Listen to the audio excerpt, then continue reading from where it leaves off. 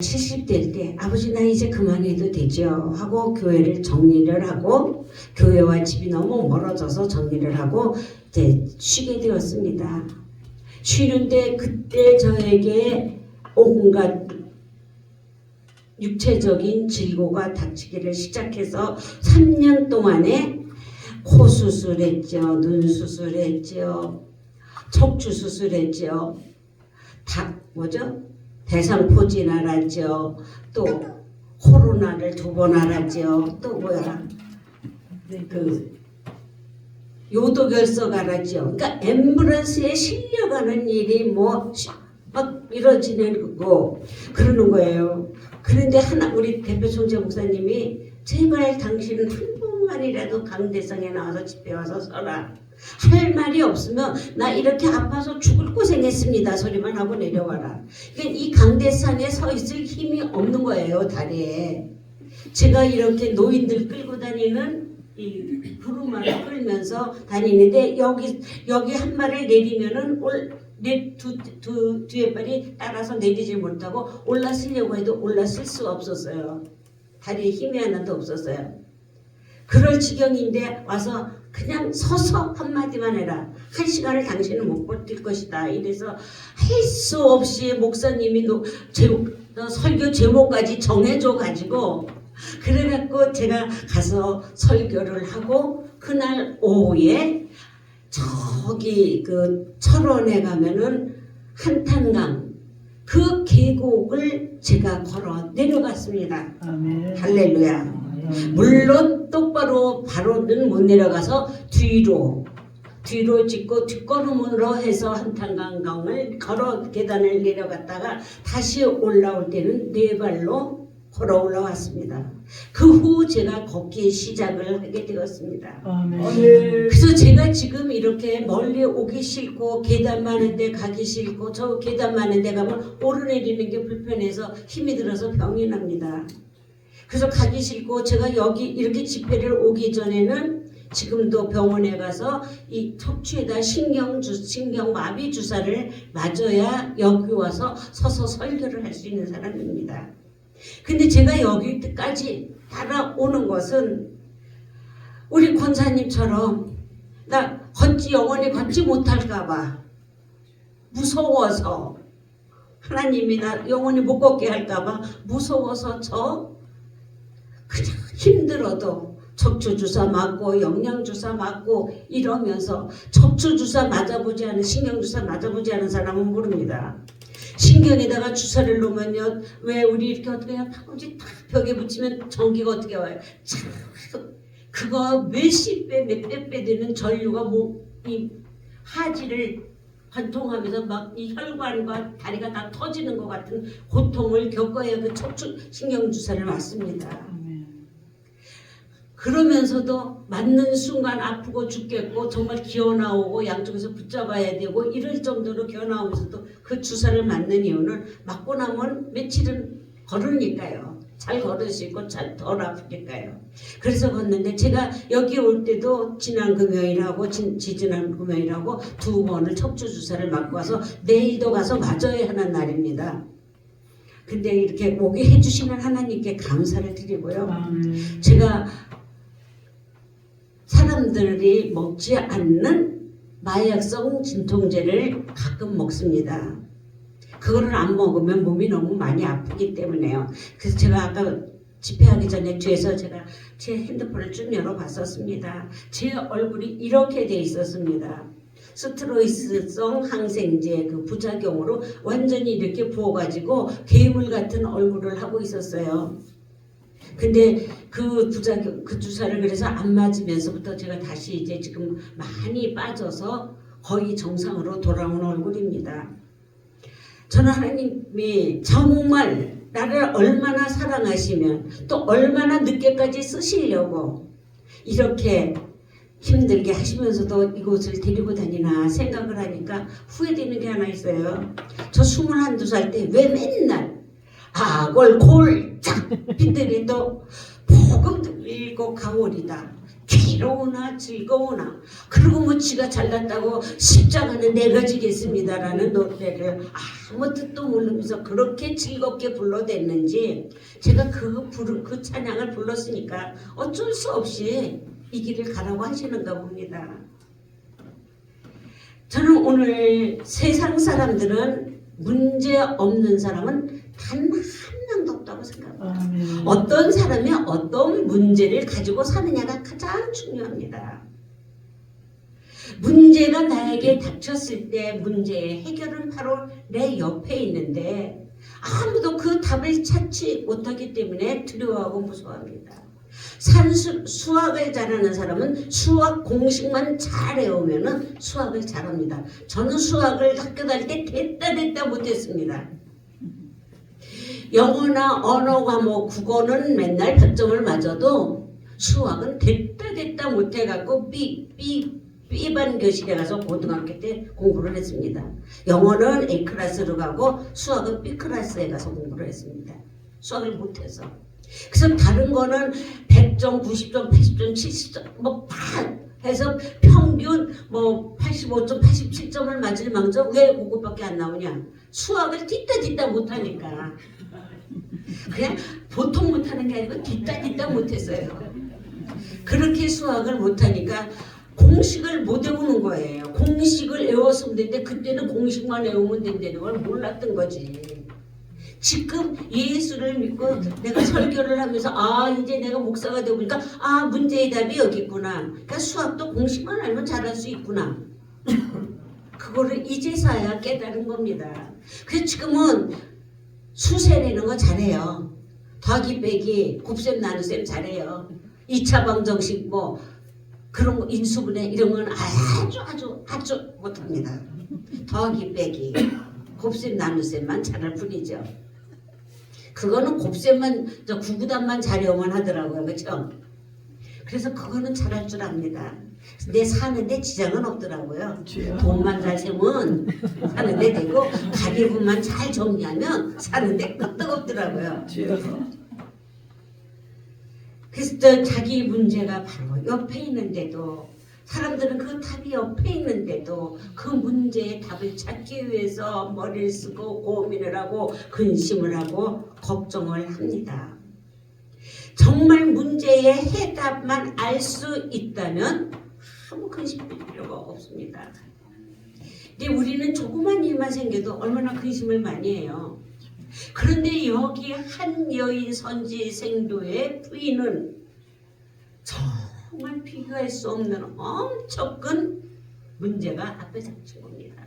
남편을 잃어버린 것만 해도 어마어마한 근심거리입니다. 남편을 잃어버리지 않아 본 사람은 모릅니다. 저는 29의 남편을 잃었습니다. 저는 남편을 잃어버렸을 때 세상에 깜깜한 게 아무것도 안 보였습니다. 차라리 자식을 잃어버렸으면 내가 살아갈 길이 생길 것 같았습니다. 차라리 부모가 돌아가셨더라도 내가 살 길이 생기는 겁니다. 그러나 나는 학교에서 공부만 하다가 부모 밑에서 돈만 타 쓰다가 시집이라고 갔는데 29에 남편 주는 월급 갖고 살다가 29에 혼자가 되고 어린 이 여자처럼 또 왜 새끼는 잘났는지 아들만 둘을 낳고 조그만 애기들 둘만 있었으니 정말 살아갈 길이 막막했어요. 사는 근심 정말 그거는 비교할 수도 없었습니다. 나에게는 가장 큰 고민이고 해결할 수 없는 문제였습니다. 그런데 여기에 있는 이 선지 생도의 부인은 그보다 더 큰 고민이 또 하나 있었던 겁니다. 이 여자에게는 남편 죽은 건 아무것도 아닙니다. 자기의 두 아들이 채무자에게 종으로 팔려가야 되는 그 생각도 못할 어마어마한 큰 태산 같은 문제가 그 앞에 있었습니다. 여러분 공산당이 쳐내려와서 너 예수 믿으면 죽여. 그러면 어떡하겠습니까? 우리 지금 입장에서 죽여 하고 목 내밀 겁니다. 그런데 자식을 잡아놓고 네가 예수 믿으면 네 새끼 죽일 거야. 여러분 어떻게 하시겠어요? 걔네들 죽여. 그러시겠어요? 저 못합니다. 저 솔직한 말로 내 새끼 죽여라 나 예수 믿겠다 소리 못합니다. 차라리 나를 죽여라는 소리를 할지만 먼저 내 새끼 죽여라, 나 예수 믿겠다 소리 못할 겁니다. 모르겠어요. 여러분들은 믿음의 차원이 좋으면은 그래 죽여 이렇게 말할 수 있을 겁니다. 그러나 저는 못해요. 여기 이 여인이 내가 종으로 끌려가면 끌려가지, 내 새끼들이, 내 눈에 누워도 안 아픈 새끼들이, 저분들은 애비를 잃어서 불쌍한 애비 없는 자식을 어찌 종으로 팔겠습니까?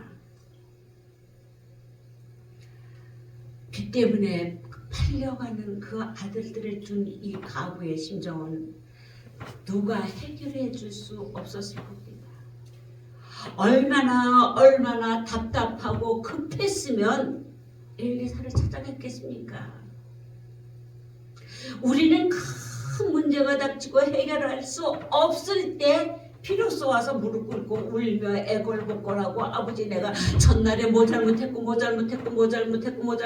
누구를 이렇게 했고 누구를 흉받고 엊그저께처럼 저 여기서 소리 지르고 했습니다 라고 고백을 할 겁니다. 저 우리 권사님한테 지금 다시 한번 정중히 죄송합니다. 우리 전도사님 죄송합니다. 제가 조금 성질이 급하지 않은 사람이었으면 큰 소리가 안 났을 텐데 제가 그 성질이 좀 급하다 보니까 큰 소리가 났습니다.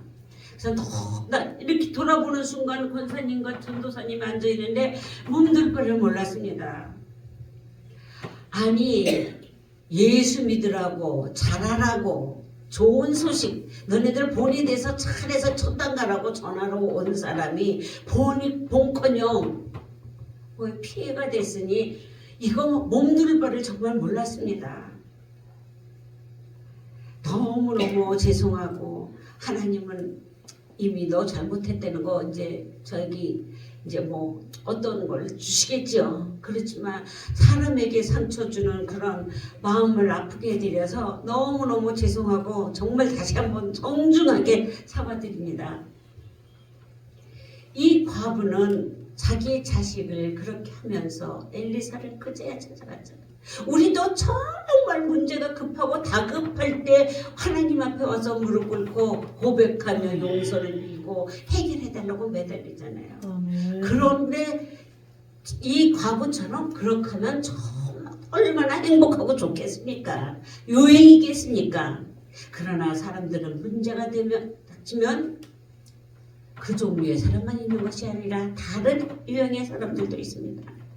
어떤 문제가 생기면 어떤 사람은 입을 꽉 다물고 그냥 아무 말도 아니하고 좋은 일만 있는 것처럼 행복한 것처럼 겉으로 남들 보는 데서 싱글싱글 봉글봉글 룰룰랄라 하면서 다닙니다. 그러나 남들이 보지 않는 데 와서 혼자 가슴 치고 그 문제 때문에 고민하는 사람들이 있습니다. 아주 자기가 뭐 공주마마나 된 것이 자기가 대단한 부잣집에서 자랐던 것 같이 뭐 옛날에 뭐 어쩌고 옛날에 자기 집에 금송아지 없는 사람 어디 있어요? 우리 집에도 금송아지 있었어요. 어떤 금송아지? 소금 다 있습니다.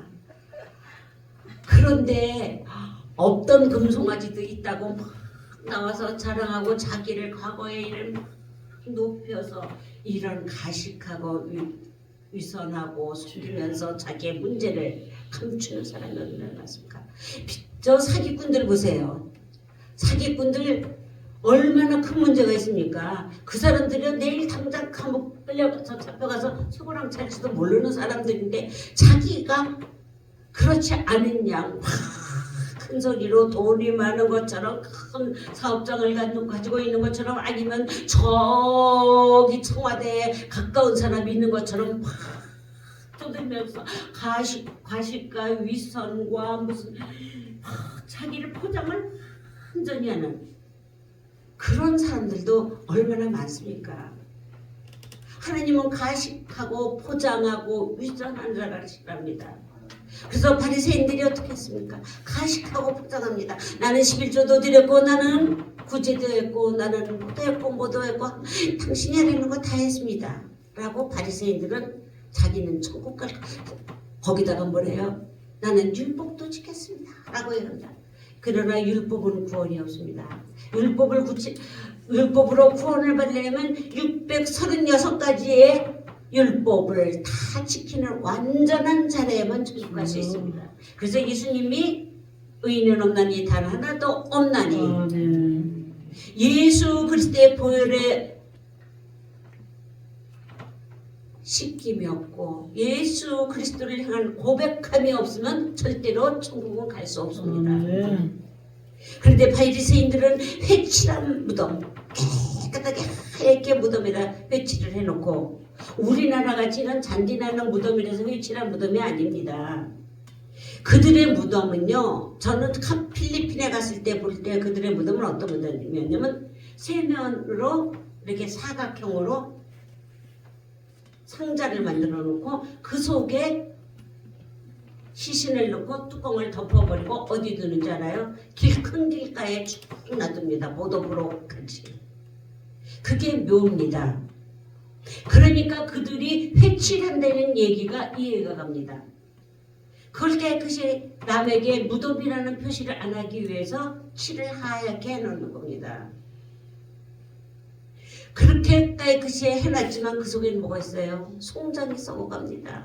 더럽고 더러운 것들이 가득 차 있다는 거예요. 또 유태인 그 사람들의 바리새인들의 마음속은 겉은 11조도 하고 회개도 한 것 같고 뭐 율법을 다 지켰고 뭐 자기가 선행을 많이 한 것 같지만 그들 속에는 썩어가는 냄새나는 해칠한 무덤이라는 얘기죠. 하나님은 가장 그걸 싫어하신다는 겁니다. 위선하고 거짓하는 거. 근데 오늘 여기에 한 분류의 사람이 바로 자기의 가장 큰 고민과 고민을 하나님 앞에 와서 고하고 아뢰어야 할 텐데 포장을 싹 하고 사기꾼들처럼 아닌 척하는 그런 분류의 사람들이 있는가 하면 마태복음 11장 28절에도 말씀하고 있습니다.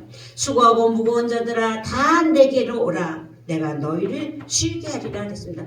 오직 모든 문제에 크고 작든 간에 그것을 가지고 예수님 앞에 나와서 고백하지 않으면 편히 쉴 자리가 없다는 거죠. 어떤 또 분류의 사람들은 죄를 자기의 문제를 어떻게 하느냐, 자기의 문제가 있을 때마다 피해 다니는 사람이 있습니다.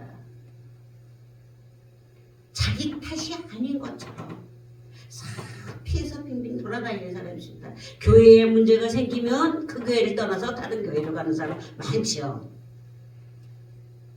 자기가 학교에 학생들 요새 학생들 어때요? 학교에서 친구들 때리고 그런 걸 뭐라 그러죠? 학폭이라고 그러죠. 학폭해놓고 어디로 가요? 벌벌게 다른 학교로 다 전학 가요. 그러듯이 교회에 문제가 생기면 교회를 떠나고 가정에 문제가 생기면 지 잘못인지 모르고 마누라 탓이야 남편 탓이야 하고 이혼하고 다른 새 가정으로 갑니다. 맞아요? 아니에요? 맞습니다. 그렇습니다. 그리고 직장에 문제가 있으면 에이 내가 뭐 여기가 아니면 할 데가 없나?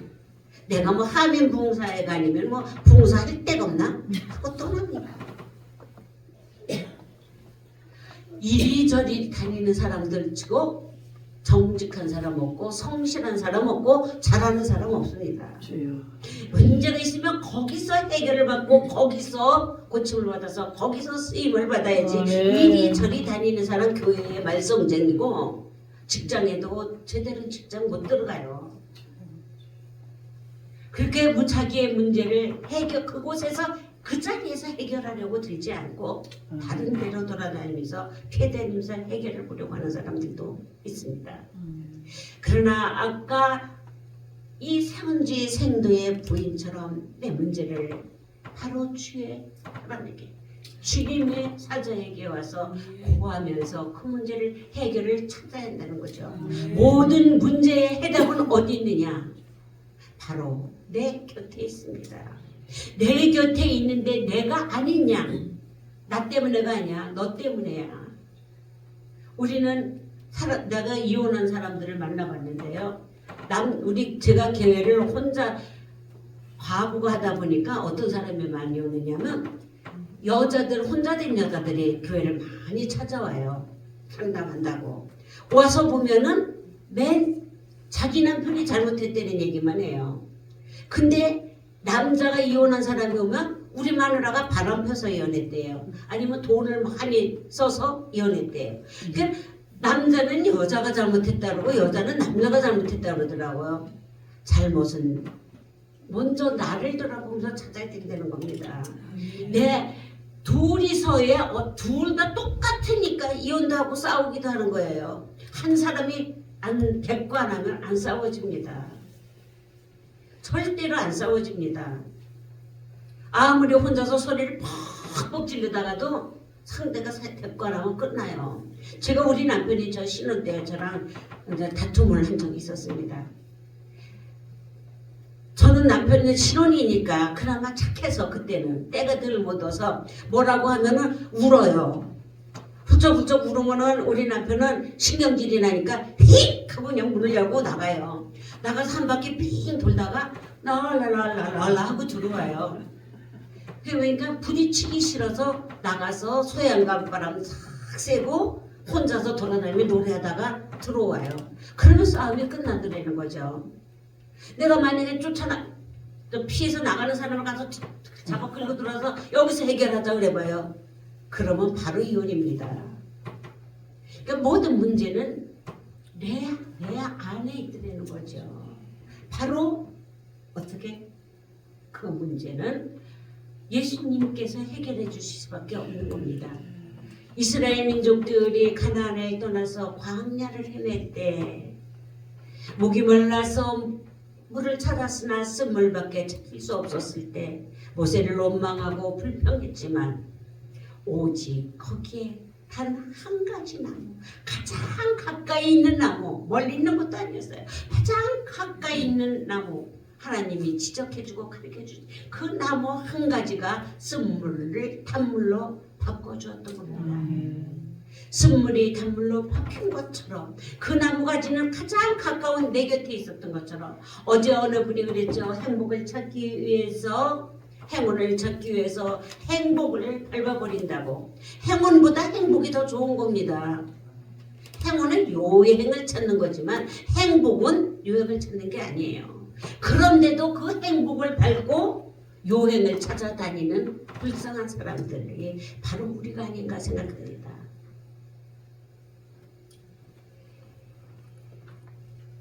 우리는 그리스도찬답게 바람직한 정말 하나님의 문제, 하나님 앞에 문제를 구해야 되는데 수많은 사람들은 이 문제를 사람을 찾아다니며 해결하기를 원합니다. 저부터도 그랬어요. 어려움이 닥쳐서 제가 사업을 하다가 쫄딱 망했을 때 사람을 찾아다녔습니다. 변호사를 찾아다녔습니다. 해결해 줄 상담자를 찾아다녔습니다. 그러나 변호사도 그 문제를 해결하는 것이 아니고 상담자도 그 문제를 해결할 수 없다는 거죠. 아무도 내 문제를 해결해 주는 사람은 하나도 없었습니다. 그 사업이 폭삭망하고 땅에 주저앉아 오갈 때 없을 때 하나님을 찾고 하나님 앞에 울고 짖을 때 그 모든 문제들이 해결을 받게 되고 제가 다시 떳떳한 몸으로 강대상에 설 수 있는 것이 되었습니다. 저는 사업도 조그맣게 한 것이 아니라서 빚도 어마어마하게 몇십억의 빚을 졌었습니다. 제가 어느 날 어떤 사람에게 100만 원을 빌려준 거를 받았는데 그 100만 원을 받아도 찢어발릴 데가 없었어요. 왜? 관리비는 2달치 밀려서 더운 물도 안 나오지요. 찬물은 주더라고요. 수돗물하고 전기는 주더라고요. 끊어져도 더운 물도 안 주죠. 그 겨울에도요. 그렇지. 또 핸드폰도 끊어지죠. 세달을 안 내니까 끊더라고요. 그때는. 그래서 세달을 안 내니까 끊어졌죠. 그 100만 원 갖고 관리비 한 달치 내면 끝인데 관리비가 한 달에 70만 원씩 나오는 78평 아파트 살았으니까요. 그 관리비 한 달 내면 그만이야. 에라 모르겠다. 내가 이까짓 거 100만 원 가지고 한 달 더 관리비 내고 핸드폰 쓰고 살면 뭐하냐. 그냥 갔다가 헌금이나 하자. 은행에서 찾아와 세보지도 아니하고 그냥 헌금을 했어요. 그리고 일주일이 지났을 때 제가 하던 공장에 들어갔는데 제 채주인 그분이 저를 부르는 거예요. 김이사. 그래서 네 그랬더니 내가 김이사한테 받을 게 14억입니다. 은행빚 말고요. 14억입니다. 그 양반한테 당자 수표, 가게 수표 막 바꿨으니까 그분이 그걸 다 갖고 있는데 은행 갔다가 경찰서에다 제시하면 어떻게 돼요? 나는 간대 없이 꼼짝 못하고 구치소 신세를 5년이고 10년이고 살아야 할 정도의 거액입니다. 14억이라면. 근데 이분이 저보고 뭘 했는지 알아요? 김이사, 내가 이거 탕감해 줄게. 14억. 할렐루야. 저한테 있는 전부 100만 원을 드렸더니 계산하지 아니하고 타협하지 아니하고 드렸더니 저한테 14억이라는 거금을 탕감해 주시는 하나님이었습니다. 저는 오늘도 여기에서 그랬죠. 내 집에 있는 것이 무엇이냐? 내 집에 있는 것이 무엇이냐? 저는 그때 매일 기도를 가면서 여기 뭐예요? 비녀 옥비녀 100만 원 주고 산 것도 갖다가 강사 목사님 드리고 진주 목걸이 있던 것도 갖다가 목사님 드리고 집에 있는 거는 통장에 달랑달랑거리는 100원짜리 돼지통에 있는 그것까지 다 털어서 헌금을 드렸습니다. 그러니까 나한테 있는 돈이란 아무것도 없이 그 100만 원을 고스란히 드렸을 때 숫자로 계산할 수 없는 14억이라는 돈을 탕감받을 수 있더라는 거죠. 저는 그때 느꼈습니다. 하나님은 거지가 아니라는 거예요. 나한테 내 집에 있는 게 뭐냐? 내 집에 있는 전부가 뭐냐잖아요. 내 집에 있는 전부 드렸을 때 하나님께서 그 엄청난 복을 나에게 허락해 주셨습니다. 한 소녀가 가지고 있는 물고기 2마리와 물고기 5마리와 보리떡 2개가 5,000명을 남기고 12강주리가 남았습니다. 내게 있는 모든 것을 드릴 때 하나님이 역사하십니다. 사렙다 과부가 기름 한 숟갈과 밀가루 한 움큼을 오늘 하루 더 먹고 죽으나 덜 먹고 안 먹고 오늘 죽으나 아무것도 아니잖아요. 하루 사이 죽는 거. 그러니까 에라 모르겠다. 그래 네가 달래니까 중화하고 다 줬습니다. 그럴 때 그는 3년의 기간 동안 굶지 아니하고 살 수 있었던 겁니다. 그게 아까워서 안 돼요. 내 아들 먹여야 돼요. 마지막에 한 숟갈이라도 내 아들을 먹여서 보내야겠어요. 할 때면 그 아들과 사렙다가 보는 영영이 죽는 죽음을 맞이했을 겁니다. 오늘 여기 엘리사가 한 선생들의 과부에게 묻습니다. 오늘 여러분에게 예수님이 묻습니다. 내 집에 있는 것이 무엇이냐고. 내가 가장 소중히 생각하고 아끼는 게 무엇이냐고. 이 여인은 정말 자기 집에 기름 한 병 외에는 그랬습니다. 기름 한 병 있습니다가 아니라 기름 한 병 외에는 그렇다니면 아무것도 없다는 얘기입니다. 기름 한 병밖에 없습니다라고 솔직히 고백을 합니다. 엘리사가 그거를 몰라서 묻겠어요? 우리 하나님이 우리의 형편과 사정을 몰라서 우리에게 묻습니까? 사정과 형편을 몰라서 우리에게 안 주십니까? 우리 머리털까지 세시는 하나님입니다. 나는 내 머리털을 세지 못합니다. 나는 내 눈썹도 몇 개인지 모릅니다. 손가락 5개, 발가락 5개 모두 10개, 20개 있다는 것밖에 모릅니다. 정말 내 눈썹의 머리털도 셀 수 없지만 하나님은 내 머리털까지 세신다고 하신 분이 내 집에 무엇이 있는지 없는지, 내 심정에 지금 뭐를 숨기고 있는지, 내 이 가슴 속에 뭘 숨기고 있는지 몰라서 하나님이 물으십니까? 아시면서 묻는 이유는 네가 얼만큼 정직하냐를 보는 겁니다. 아멘. 정직하지 않은 자는 절대로 하나님은 도와주지 않으십니다. 아멘. 나는 신앙생활을 하나 사업을 하나 모든 일에 정직이 최우선이라고 생각합니다. 아멘. 정직한 자는 분명히 하나님이 도와주시고 열어주시고 풀어주십니다. 아멘. 그래서 여기서 엘리사가 알면서도 주여. 내 집에 무엇이 있느냐고 물었습니다. 내 집에 있는 모든 것 기름 한 병 외에는 없습니다라고 고백을 할 때 그의 진심을 아시고 그가 정직한 것을 아시고 하나님께서 복을 내려주시는 겁니다. 아나니아와 삽비라가 왜 죽었습니까? 주여. 그것을 다 안 들여서 죽었어요? 아닙니다. 거짓말을 했기 때문에 죽었습니다. 정직하지 않았기 때문에 죽었습니다. 솔직히 와서 선생님요, 내가 그래도 또 살아야 되고 우리 새끼들도 집에 있으니까 내가 그걸 팔아서 반은 두고 반만 가져왔습니다라고 얘기했다면 죽지 않았습니다. 잘했다, 잘했다, 고맙다 라고 얘기했을 겁니다. 그런데 이것이 전부입니다. 어쩌면 그렇게 가증스럽게 입술에서 그렇게 그런 거짓말을 할 수가 있는지, 더군다나 내 심령을 다 들여다보는 그런 영적 지도자 앞에서 거짓말을 했을 때 그들이 죽을 수밖에 없었던 겁니다. 저도 거짓말 안 한다고 그러면 새빨간 거짓말입니다. 저도 때로는 거짓말을 합니다. 그렇지만 저는 거짓말하는 사람을 참 싫어합니다. 속이는 사람 너무 싫어합니다. 그래서 제가 우리 애들을 어릴 때 하는 건 다 괜찮은데 정직해라, 속이지 마라, 거짓말하지 마라를 저는 우리 애들에게 첫째로 가르쳤습니다. 그런데 우리 작은 애가요, 어느 때 커서 성이 되니까 얘기해. 엄마, 그때 내가 작은 이모네 집에서 작은 이모네 그 저금통에서 100원짜리 많이 꺼내서 뭐 사 먹었다? 그 얘기를 지금 하면서 웃었습니다. 우리 그런 때가 다 있었어요. 나도 우리 아버지가 목춤을 만들어 놓으시고 그 속에다가 그 동전 100원짜리 이런 게 넣어놨었거든요. 그거를 몰래 이렇게 흔들어서 꺼내갖고 얼마나 많이 썼는지 모릅니다.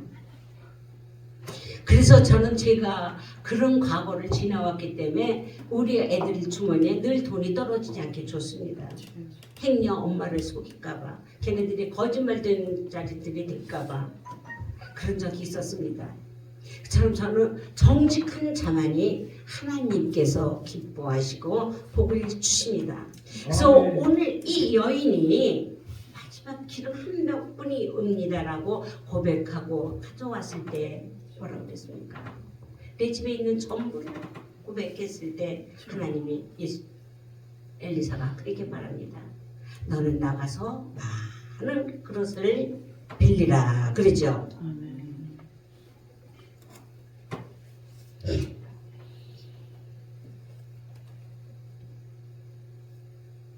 시작이 돼요.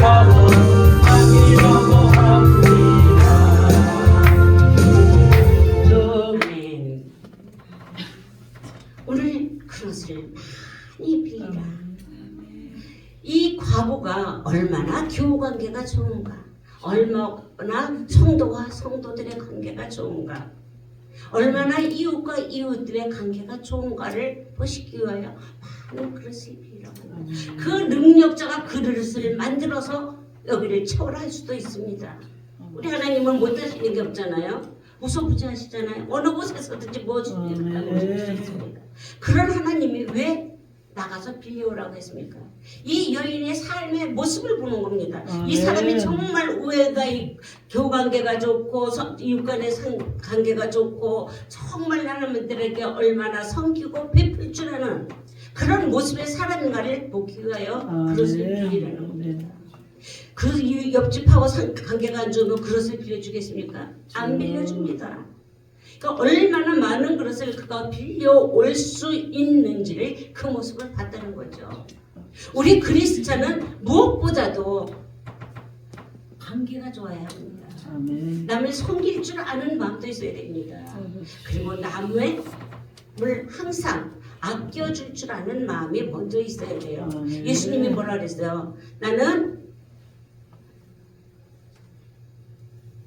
대접을 받으러 온 것이 아니라 섬기러 왔느라 그랬습니다. 예수님이 우리에게 가르쳐 주신 교육은 바로 섬김입니다. 섬기기 위해서 마구간에 태어나셨고 섬기기 위해서 우리와 함께 하시면서 제자들에게 섬김의 도를 가르쳐 주시는 겁니다. 오늘 여기에 이 천지생도의 부인도 얼마나 남을 섬길 줄 알고 이웃을 교우관계가 좋은가. 학교에서 친구관계가 좋은 애들은 공부를 못해도 학교를 잘 졸업합니다. 그리고 교우관계가 좋은 사람들이 성공을 합니다. 그래서 얼마나 이 관계라는 게 사람 인자가 두 개듯이 얼마나 이 관계가 좋으냐 나쁘냐에 따라서 그 사람이 성공할 수 있고 망할 수도 있는 겁니다. 그래서 오늘 이 엘리사가 이 사람의 관계를 보면서 그것을 많이 빌려와라. 그냥 그릇이 아니죠. 빈 그릇. 빈 그릇을 빌려오라 했습니다. 꽉 차 있는 그릇은 장대비가 와도 물 한 방울 차지 않습니다. 그러나 빈 그릇은 이슬비가 와도 고입니다. 우리의 마음의 심령을 피우지 아니하면 기름을 부을 수가 없습니다. 우리 마음의 심령이 깨끗하지 않으면 다른 물이 섞였거나 어떤 휘발유가 섞였거나 그런 데다가 기름을 붓는다면 잡탕이 돼서 그 기름을 못 씁니다. 자동 승용차에다가 휘발유를 안 넣고 경유를 넣으면 어떻게 돼요? 승용차가 고장납니다. 그것처럼 심령이 깨끗한 빈 그릇이래야만이 그것을 제대로 들어있는 것을 제대로 쓸 수가 있는 거예요. 여기 있는 이 기름을 제대로 쓰고 싶으면 우리들의 심령부터 비우십시다. 그리고 깨끗하게 청소합시다. 큰 그릇 안에 오물이 들어있으면 큰 그릇 갖다 버리게 됩니다. 노도광 요승요시 얼마나 귀합니까? 노도광에 소변 대변이 들어있으면 그거 귀하게 쓰겠습니까? 깨끗이 닦아졌을 때 그것을 노도광에 자격을 하고 일을 할 수 있듯이 우리의 심령이 깨끗이 비워지지 않습니다. 저 시간에 이호진 목사님이 회개하는 데 대해서 많은 설교를 했습니다. 깨끗이 비워지지 않은 그릇은 금그릇, 은그릇 아니라 무슨 그릇이 있어도 소용없습니다. 깨끗이 비워진 칠그릇 나무 그릇이 우리 하나님은 더 기뻐하시고 그 그릇에 가득 채워주신다는 겁니다. 하나님께서 금그릇에만 채우고 은그릇에만 채워주신다면은 금수저 갖고 태어나고 은수저 갖고 태어난 사람만 잘 살 겁니다. 그리고 그 사람들만 복을 받을 겁니다. 그러나 하나님은 나무 그릇, 칠그릇이라 할지라도 심령이 깨끗하고 비워져 있는 그릇을 보실 때 거기에 가득 부어주시고 내 백성이라 인정하시고 하늘나라를 바라보는 귀한 백성으로 삼아주십니다. 오늘 여기 많은 그릇을 빌려다가 이제 기름을 붓습니다. 그런데 어떻게 하라고 그러셨어요? 골방에 들어가서 문을 닫고 보라 그랬습니다. 사람을 의지하지 말라는 거예요. 오직 하나님만, 유일하신 우리 하나님만 의지하고 기름을 부으라는 겁니다. 사람에게 문제를 해결하려고 들지 마십시오. 사람과 사람의 대화를 자꾸 하다 보면 뭐예요? 속에 있는 것들이 드러나다 보면 더러워져서 튕겨나가게 됩니다. 은밀하게 문을 닫고 하나님만 온전히 믿으면서 기름을 부어주시는 여러분과 제가 되기를 원합니다. 기름마다 그릇에 가득 채워졌을 때, 더 이상 그릇이 없을 때 기름이 그쳤습니다. 그리고 엘리사는 그에게 말했습니다. 이 기름을 팔아서 먼저 빚부터 갚아라 그랬습니다. 근데 우리 사람들의 심정은 어떻습니까? 우선 돈이 생기면 내가부터 쓰고 보지 빚부터 갚을 생각 안 해요. 남는 것으로 갚지, 남는 것으로 봉사하지, 남는 것으로 선교하지, 남는 것으로 선한 행동하지. 참 안 됩니다. 그저 적은 게 있으면 콩 반쪽 있으면 반쪽을 나누고, 내게 1,000원 있으면 5,000원을 500원씩 나누고, 그럴 때 하나님께서 역사를 하시는 겁니다. 남의 빚이 있으면 어떻게 돼요? 늘 그 사람 앞을 지나가려면 어떻게 돼요? 이렇게 됩니다. 그보다 더 많이 빚지면 어디로 가요? 콩밥 먹으러 가야 됩니다. 남의 빚은 있으면 빨리 청산하십시오. 내가 그래야 해방이 되고 자유로워지고 어깨를 필 수가 있는 겁니다. 그래서 여기서 엘리사 선지자가 남의 빚부터 갖다 갚으라 그랬습니다. 그래야 아들들이 안 팔려고 하니까 남의 것이 있으면 빚이 갚아야 됩니다. 그리고 성경에 뭐라 그랬습니까? 너희는 무슨 비대회? 사랑의 비대회에 지지 말라고 했습니다.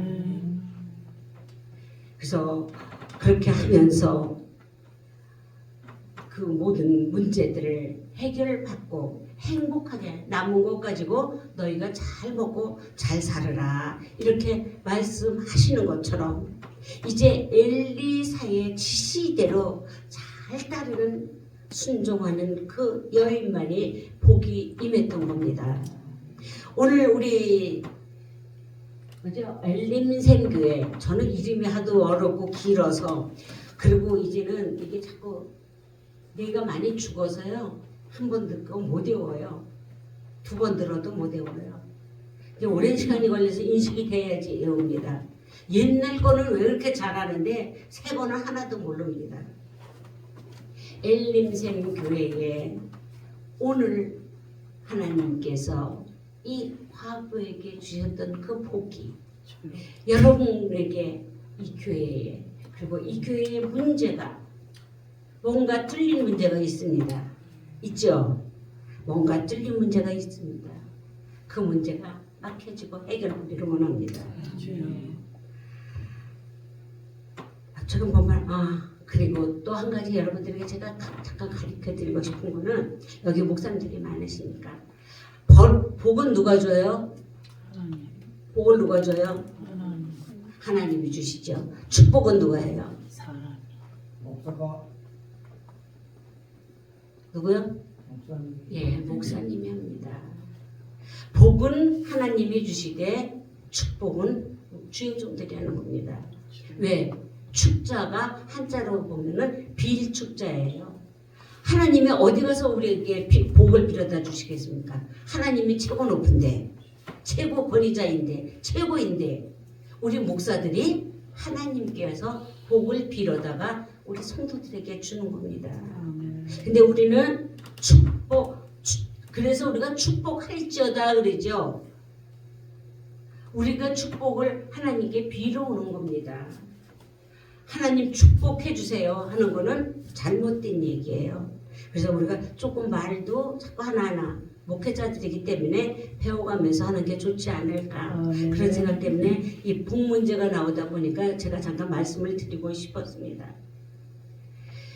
그렇듯이 하나님께서 우리에게 복을 주시되 그릇 가득 채워져서 그 여인이 그 모든 문제를 해결하고 평화롭게 살 수 있었던 것 같이 오늘 이 자리에 있는 여러분과 제가 그리고 이 엘림 햄 교회가 가득 부어진 기름으로 말미암아